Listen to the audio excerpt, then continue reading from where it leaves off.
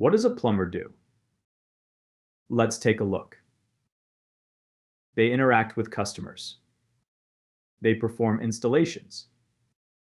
They perform maintenance.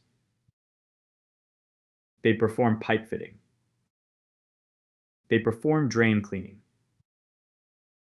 They perform repairs.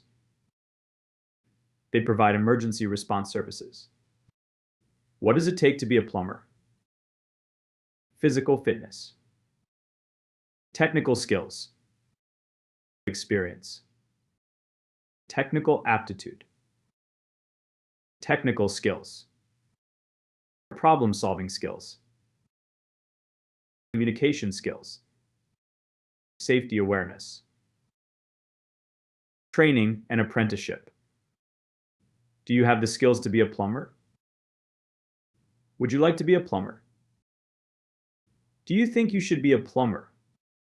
To choose a vocation, consider your passion or what you like to do, proficiency or skills, purpose or what you think you should do.